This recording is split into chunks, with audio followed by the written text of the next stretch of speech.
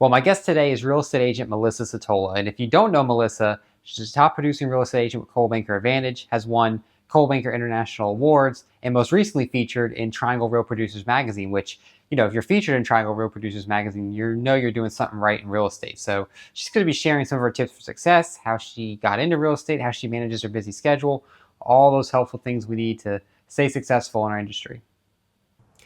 So Melissa, thank you so much for doing this interview. Really excited to be able to discuss some of your secrets in real estate. Question for you. So I was looking over the magazine. But by the way, congratulations on being featured in that. That's really cool. Which you're doing something right in real estate if you're featured in Triangle Real Producers. So that's not easy to do. So congratulations on that. Thank you. But I noticed that it talked about in the article how you've transitioned from teaching to real estate. What was some of the things that made you transition, and how has your background in teaching helped you be a realtor today? Well, thank you. That's a great question. So I loved teaching, and I taught for many years. When we moved here for my husband's job. So I decided to kind of try something new, since I had been a teacher for many years and kind of wanted to try something different. And I just love this area so much. I loved the location. I love the neighborhoods. I really do feel like it's an ideal place to live. You're 2 hours from the beach, 2 hours from the mountains. The weather's great. So I decided to try real estate. And I do feel like teaching really helps prepare you. You have to be organized. You have to kind of think on your feet. You have to be kind of always ready to deal with problem situations. Sure. And kind of calm and, kind of be able to bounce with any situation. Or deal with any situation. And I know you're not from here originally. So when you came here and you became a realtor, what were some of the ways that you built relationships with clients and kind of built your sphere of influence? What are some of the techniques that you used to build that kind of sphere? Well, that's a great question too. It was difficult. I have to say it took me a while because I didn't know anybody here. Mm-hmm. I had no sphere of influence. So it took a while to build up. I did a lot of open houses. I pretty much did an open house once or twice a week for every weekend. For the first year, I did some rentals. I helped people with rentals. So really it's just kind of getting your name out there and keep trying and follow up with people.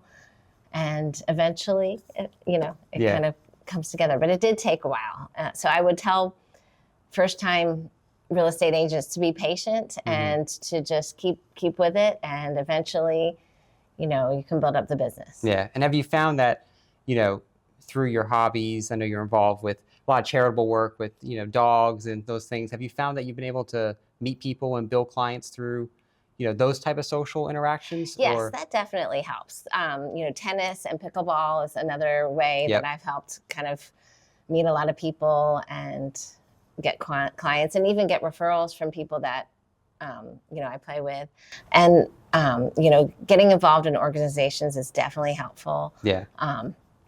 So when thinking about some of the other factors to your success as a real estate agent, besides obviously one of the most important is building those client relationships and, doing all that follow-up work. What are some of the things that you found to be really helpful in your real estate career, whether that's, tools you've used or some education you've been through, anything that you think of that, wow, this is really something that really helped boost me in my career?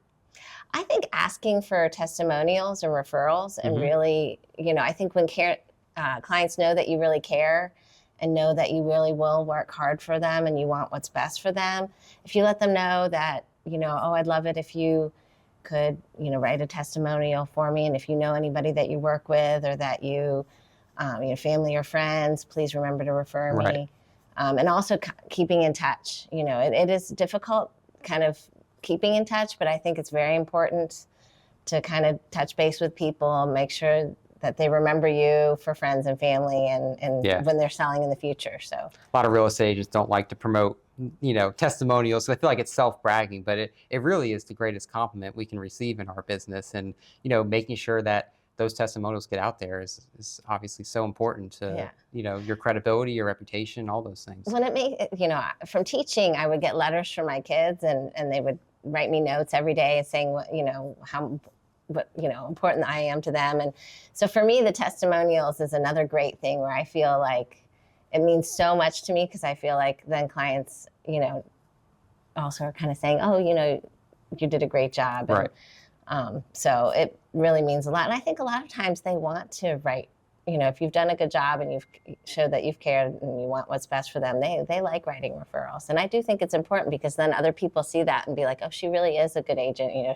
They trust you more. And it's always good to go with somebody that has a good reputation, right, and has good referrals. So when you think about, the real estate industry and being a realtor, it's so demanding of time, right? It can just suck up all your time and pull you away from your hobbies and your family and those types of things. What are some of the ways that you've kind of helped manage that busy schedule and make sure that, you still have time to do the things that are important to you? Well, that is difficult, especially in the springtime when it gets even busier. You have to really kind of schedule time and make sure that you kind of put things in your calendar and organize your time well. And even off schedule, when you're not as busy, sometimes it can be hard to then keep in touch with clients. Mm-hmm. And, you have to make sure kind of you're always,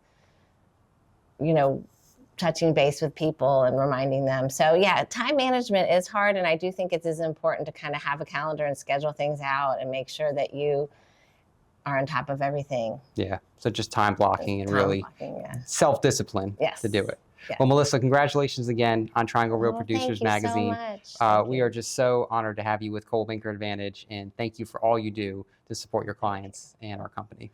Thank you. I love the company. It's, I feel very lucky to be here too, and very lucky to be able to help people with their real estate needs. So. Awesome.